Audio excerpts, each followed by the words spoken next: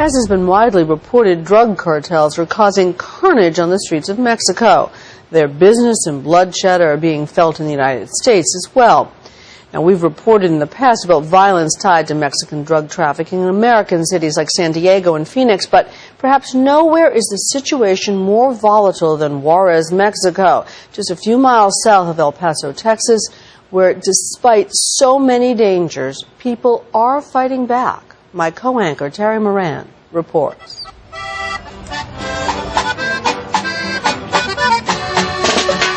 Juarez.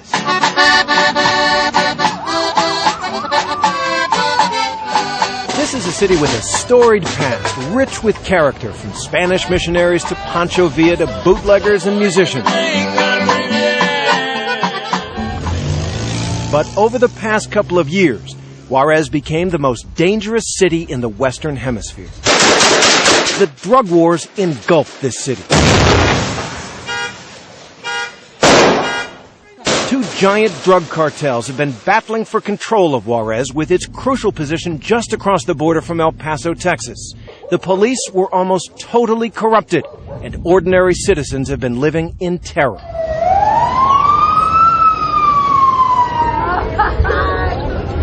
The ferocity, the savagery of what has been going on here is appalling.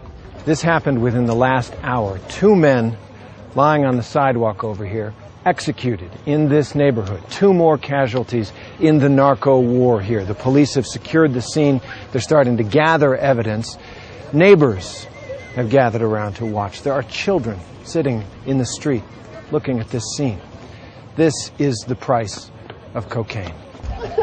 And marijuana, and methamphetamines, and heroin. It is a price registered in the sobbing of relatives that scars the evening air. There have been more than 2,000 murders over the last 14 months in this city of more than 1.5 million people. So in a sign of sheer desperation, the Mexican government sent in the army 6 weeks ago. Thousands of soldiers now patrol these streets like some kind of Baghdad on the Rio Grande. ABC, Terry Moran. We joined one unit on their morning rounds. They were keen on keeping us safe. Después de su seguridad, hacen su trabajo ustedes, ¿sí? Por favor. After the security, you can do your job as journalists, but first the security. Got it.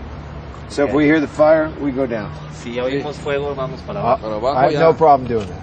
Okay. The troops have imposed a kind of martial law. They pull over any vehicle that looks remotely suspicious, respond to tips phoned in by brave citizens, and conduct constant surveillance from the sky. The troop surge has stemmed the carnage in Juarez, for now. Murders went from 200 a month in January and February to fewer than 50 in March. But no one knows if it will last. And Juarez remains a place haunted by the killings, marked with murder. 3 guys were killed here while playing pool. A local journalist who, like many, wanted anonymity, offered a guided tour of death.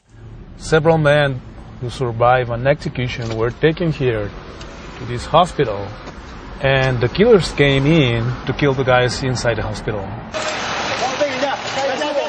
This is a war that's gone on for years. There are literally thousands of combatants, armed and dangerous. At the end of last year, about 50 city officials had been killed. 50. That's the mayor of Juarez, Jose Reyes Fariz. Muy bien. Qué bueno que invitaron a su escuela, eh? He is an honest man. We know that because he is a marked man. A graduate of Notre Dame Law School, he was determined to root out police corruption. He got rid of nearly half the force. The cartels fought back. So on the police radio, they said, we're going to kill the mayor. Yeah.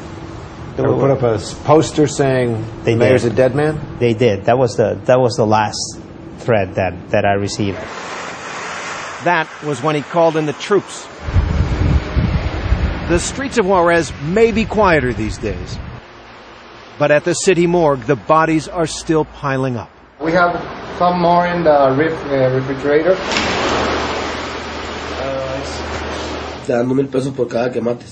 They give you 2,000 pesos for each person you kill. This man, we'll call him Julio, told us he worked for the powerful Juarez cartel for 4 years. He was a hitman, a smuggler, a narco. Did you kill people? Sí. Yes. Many? ¿Como cuántas? Palo de madera unos 15. At least 15. Y pues era mi vida o la de ellos. It was my life or theirs. Why did you do it? Pues quería engrandecer mi bolsillo, aparte de pues quería ayudar a mi familia. I wanted to load my pocket with money so I could help my family. Money. Billions of dollars of it. That's what's fueling all the bloodshed in Juarez and across northern Mexico. Americans' insatiable demand for illegal drugs and their willingness to pay. It's blood money. It's a way of life, the drug war. Julio, the ex-hitman and smuggler, told us his years of killing for the cartel wrecked him. Would you go back? Would you do it again? No going backwards. I was a very frightened man. I lost everything there. I lost my dignity because I had to kill just to please my boss. Another thing Julio told us, deeply disturbing. He had helped smuggling drugs from corrupt U.S. government officials. You had 6 suitcases full of marijuana that you gave to a United States law enforcement officer? Sí. Yes, in his hands. He put it in his truck and he drove it to Columbus. He says the Mexican drug bosses have many U.S. officials on their payrolls. They're known to the smugglers only by number, not by name, and they make sure they are on duty when they open the border for smugglers.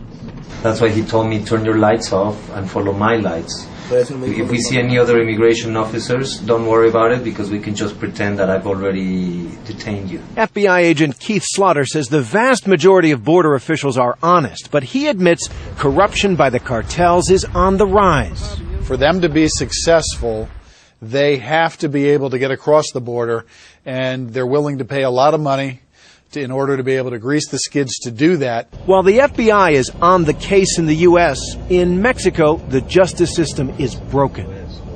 Few killings are ever solved. Few major drug traffickers are behind bars. So here we are. This is the Juarez prison. There are about 2,600 inmates in here, most of them low-level, small-scale drug sellers and drug users. Some of them are very dangerous.